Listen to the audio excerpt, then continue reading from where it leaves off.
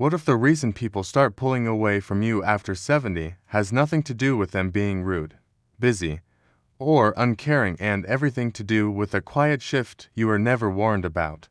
Most people over 60 believe that if relationships fade, it's simply how life goes.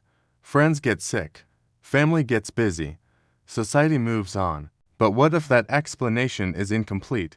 What if something important is missing? Something that, if left unaddressed, slowly pushes people away without a single argument or dramatic moment. The early clues are subtle. Phone calls get shorter.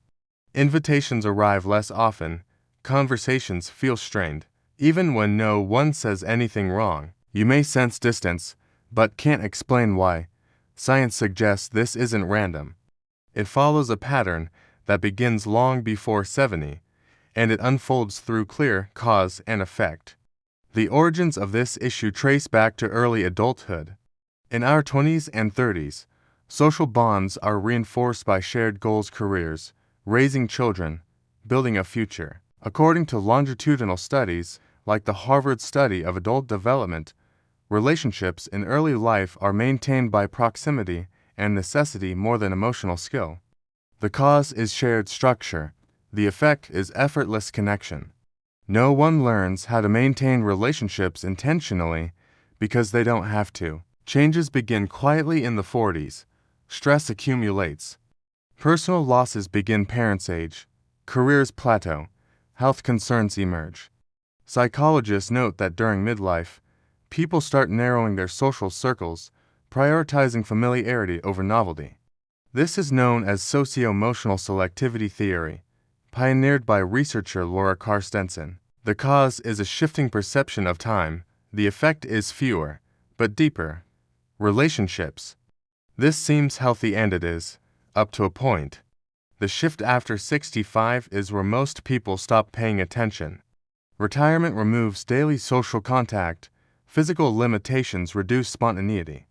Hearing loss, slower processing speed, or chronic pain subtly change how conversations flow. American health surveys show that nearly 1 in 3 adults over 70 experiences untreated hearing loss, which directly affects conversational engagement.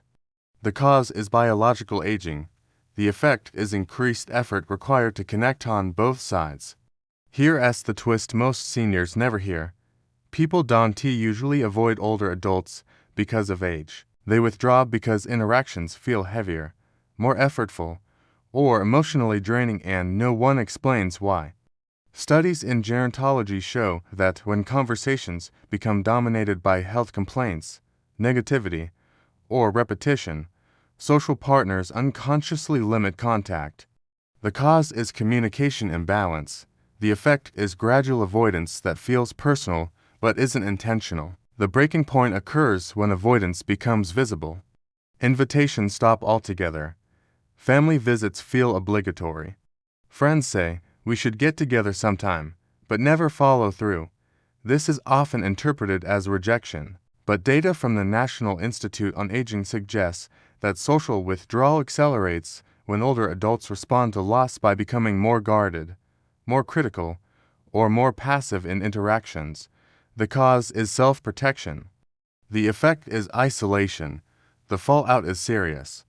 Social isolation is linked to higher risks of depression, cognitive decline, cardiovascular disease, and even mortality. A major U.S. study found that chronic loneliness increases the risk of early death by nearly 30%, comparable to smoking. Financially, isolation can increase healthcare costs and reduce access to informal support. Lifestyle shrinks, confidence erodes, the spiral continues. In response, many seniors try failed fixes based on old advice. They wait to be invited. They assume respect comes from silence. They withdraw further to avoid being a burden. Some try to buy affection through gifts or money. Others force positivity, suppressing real emotion. None of these work long-term. Research shows that passive social strategies reduce perceived warmth and engagement. The cause is outdated social norms. The effect is deeper disconnection. So, what actually fixes this before it's too late? The answer is in becoming someone else. It's making small, evidence-based adjustments that restore balance in social interactions. First, shift from problem sharing to experience sharing. Studies show that conversation centered on memories, humor, or curiosity creates stronger emotional resonance than symptom-focused talk. This doesn't mean ignoring reality, it means not letting it dominate. Second, take initiative without apology. Research on aging and social agency shows that people who initiate contact even briefly are perceived as more socially valuable. A short message, a simple invitation, or a check-in resets the dynamic. Third, address sensory barriers, treating hearing loss, improving mobility, or adjusting environments dramatically improves social ease. These changes reduce friction that others may not consciously understand but strongly feel. Here's the clear warning.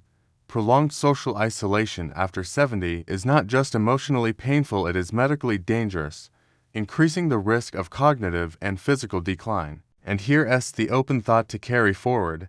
If small shifts in how you connect can change who stays in your life, what other invisible habits might be shaping your future without your awareness?